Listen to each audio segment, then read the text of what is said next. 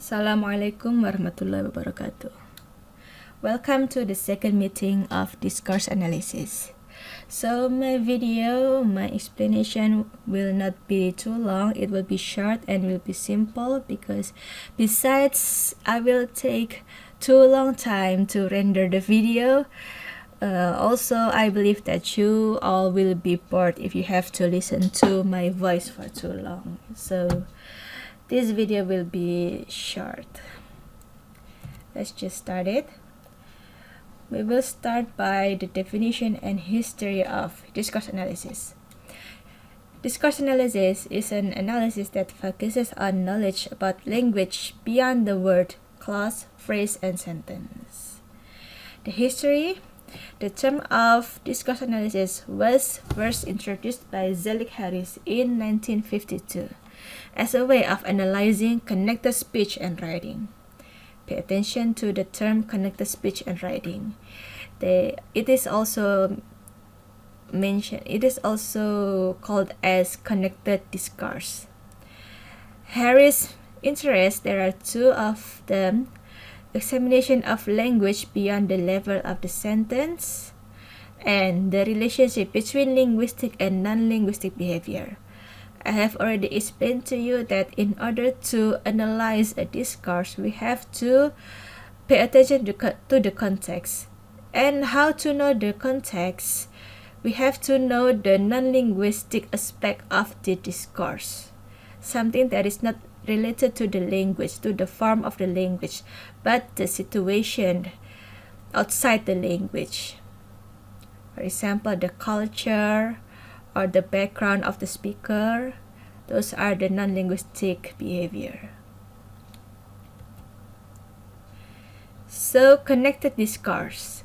Connected discourse is a relatively long and integrated unit of language, or continuous sequence of sounds or words forming utterances or text in a language. Harris observed that connected discourse occurs within a particular situation. For example, in a conversation, or while we're writing a particular book, or in a scientific tradition. Discourses not only share particular meanings, but also have characteristic linguistic features associated with them. Central interest to the area of discourse analysis are what are the meanings in those discourses and how they are realized in a language. You have to pay attention to these two central interests in the area of discourse analysis. Now we're going to learn about the relationship between language and context. I have explained that contexts are vital, are important in order to analyze a discourse. For example, an air traffic controller says to a pilot, "The runway is full at the moment." You can also find this example in the Baltridge book. For the pilots who are English native speakers, they know that this means it is not possible to land the plane. So the controller doesn't only want to give information to the pilots that the runway is full, but the controller also wants the pilot not to land the plane for now. But for non-native speakers, the pilots who are not native speakers of English, they might not understand. It means that they cannot land the plane at that time because they have different cultures. Firth in Martin draws on the anthropologist Malinowski's notions of context of situation and context of culture. It means that in order to understand the meaning of what a person says or writes, we need to know something about the situational and cultural context in which it is located. So in order to understand a context, we have to know the culture of where the language happened, where the language is communicated, where the language is used. For example, maybe this is not language but a gesture ya. Ada orang Amerika datang ke Yogyakarta, for example, and then he wants to enter a restaurant, and meets a waiter there. The waiter said, "Silakan" or "monggo" dengan mengacungkan ibu jarinya ke arah restoran tersebut. Orang Amerika itu tidak tahu maksudnya apa, kenapa kok dia mengacungkan ibu jarinya.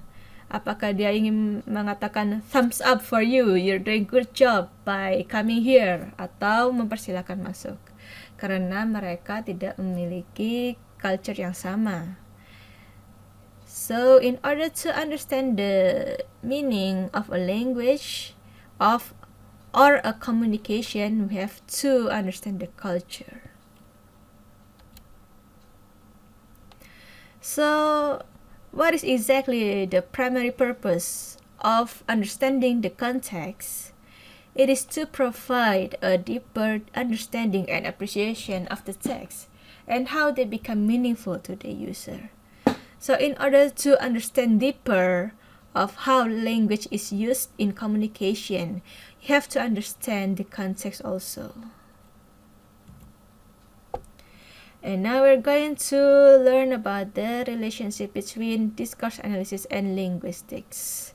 So one of you already asked me in our previous meeting, what is the difference between discourse analysis and pragmatics? Yeah. And I answered that pragmatics is one of the tools in order to do a discourse analysis. So not only pragmatics, but also other domains of linguistics can be tools in order to analyze a discourse. Take a look at these examples. Water, or water here. So this word water has two ways of phonological transcription. Yeah, it can be pronounced as water or water. But we know in order to analyze the discourse, we can know the context of who the person that says this word. Where do they come from? If they say water, we know that the person is an American because they have American way of pronouncing this word. But if the person pronounces it as water, we know that that person comes from British or England, yeah, because that person has British way of pronouncing this word. So that's how we use phonological way or phonology in order to analyze a discourse. In this case, it is a spoken discourse, yeah, because phonology is how we pronounce words. And then the second example is premarital. We know that this means before marital.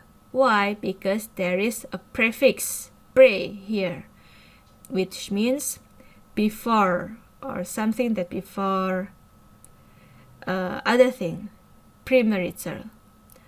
And then we can know or we can learn this type of thing in morphological domain, yeah, in morphology. And then the next example is, I don't know where the mosque is. And can you tell me where the mosque is? Although those sentences have different forms, yeah. The first one is declarative and the second one is interrogative, but they have the same meaning, which means I want you to tell me where is the mosque. So this is the domain of pragmatics and also the syntax, yeah, the structure of the sentence. And then the fourth one is the table reads linguistics when it is asleep. We know that this sentence doesn't give any logical meaning. It is illogical because the table cannot read. Furthermore, reads linguistics, and the table cannot sleep. So, in order to analyze this sentence, we use the semantic domain. but it cannot be analyzed because it doesn't make sense. It is illogical. Those are the relationship between discourse analysis and linguistics. And then the last one is the scope of discourse analysis. The first one is discourse analysis. We analyze the language used by the members of speech communities. So there are varieties of language used in a communications, and actually it is quite interesting for us to have a research on it. And then the next one is discourse analysis involves both language form and language function. So in order to analyze a discourse, we have to pay attention to the form and the function.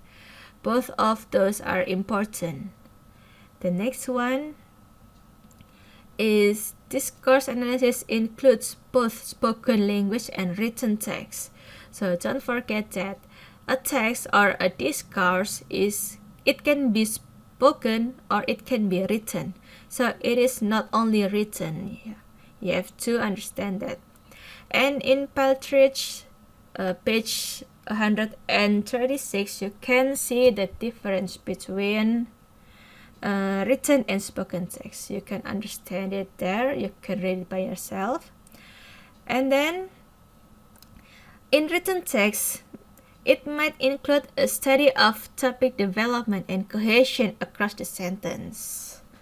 So in order to study or in order to understand how we develop a topic or how we understand the cohesion across the sentences in a discourse, we can analyze a written text. And then for the spoken text or spoken language, it might focus on the aspects of written text plus turn takings or a narrative structure or the use of fillers such as well, or you know, something like that. So there are plus and minus in analyzing written and spoken language. It is up to you. You can choose between written or spoken.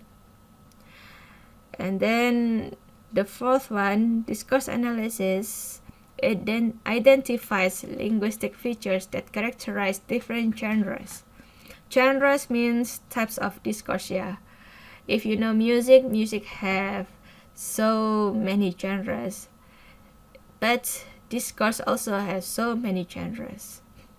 You can also study about discourse genre in Paltridge chapter 4.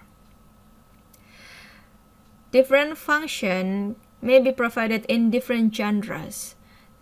So that is why genre is also important in analyzing a discourse. Okay, that's all. This is the assignment for our next meeting. This is so simple. You just need to make a short review about what you have learned today.